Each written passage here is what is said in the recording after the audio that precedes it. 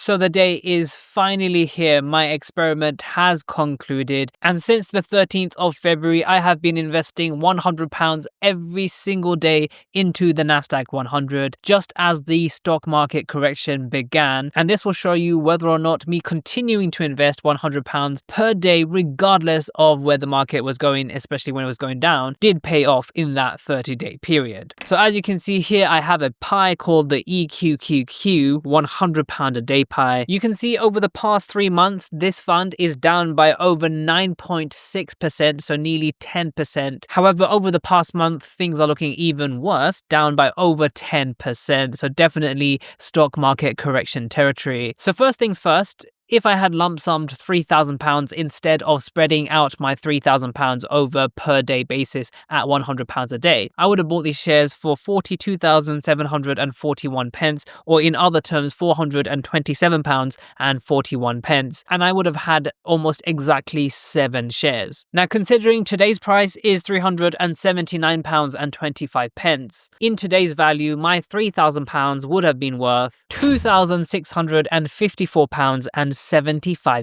This means today my loss would have been a negative £345.25. Now, there's one thing that I do have to factor in, is that I would have received dividends, and I would have received the dividends on the full 7 shares. However, that amount would have been measly at £2.44. And as you'll see, even by investing £100 a day, I still got a small dividend. So I wouldn't be using the dividends in the calculations, as I think it's too small. But yes, I guess over the long term, the dividends could be taken into consideration, but I just want this comparison to be without dividends, especially given that this fund is a distributing fund, which means that dividends are given out, so you can do whatever you want with those dividends. Now, £345 down in 30 days that the stock market was open is pretty dire, and I do get that new investors are, shaken away from the markets, especially at these times when they see a lot of people getting a lot of losses. But I've actually always been baffled by why people stop investing when the markets go down and start investing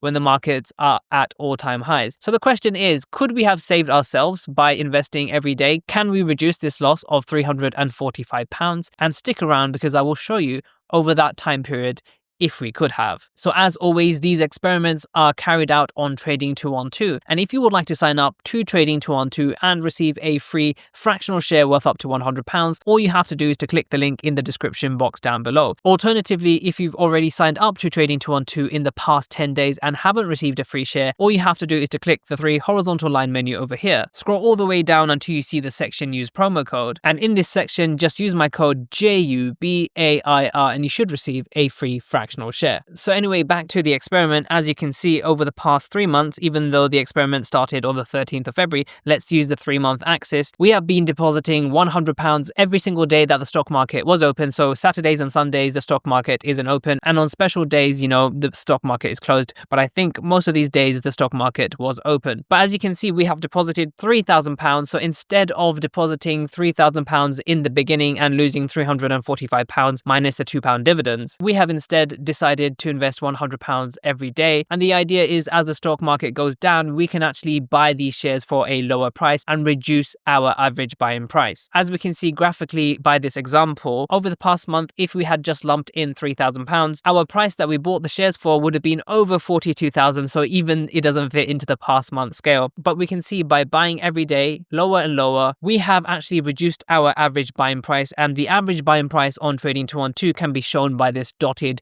grey line, and our average buying price was 39,668 pence. So overall, on the 30 days the stock market was open, by investing £100 every single day into the NASDAQ 100, here are the results. We are down by only 3.67% compared to the 11.5% we would have been down by had we invested just at one point £3,000. Granted, it was kind of at the top of the market, but a lot of people do start investing for some reason at the top of the market, and then for some reason they stop. I really don't know why. Again, this is not financial advice. I'm not telling you to start investing or anything like that, but you know what? A lot of the times when the market goes down, it gives us good buying opportunities. Again, not financial advice. But anyway, we have reduced our loss from £345 all the way down to only £110, which to a lot of people sounds like a rubbish return, 30 whole days of investing, and we are only, down by 110%. Surely we should be up by 10 million. Things that we see online are ridiculous, aren't they? The stock market will always go through periods of ups and downs, and in the short term,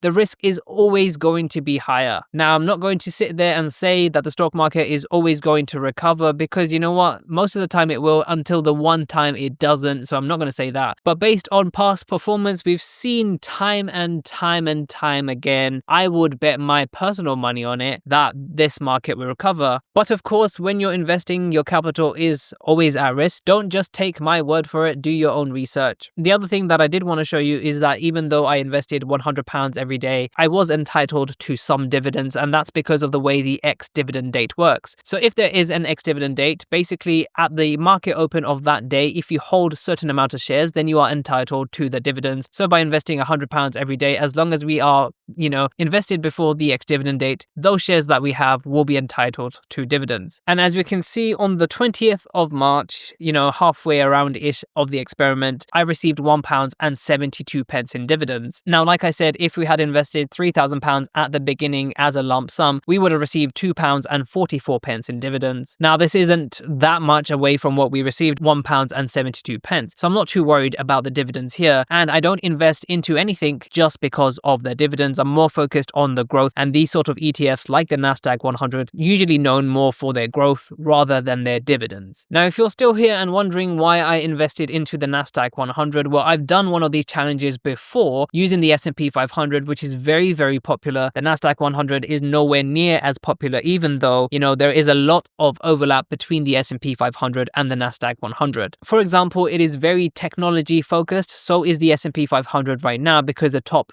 10 companies are basically all just tech companies. But the NASDAQ 100 takes that up an even higher notch. You can see Apple around 9%, Nvidia around 8%, Microsoft around 8%, Amazon, Broadcom, Meta, Netflix, very heavy concentration in the technology sector. And if it was just me and I wanted to invest into just one fund, it would not be the NASDAQ 100, as it's very focused on just tech and the United States of America. As you can see, pretty much 100% in the USA, just like the S&P 500. And if we've learned anything over the past couple of months, we know that putting all of your eggs into just one basket can lead to catastrophic results. So make sure to check out some of my other videos, and I'll see you in the next video.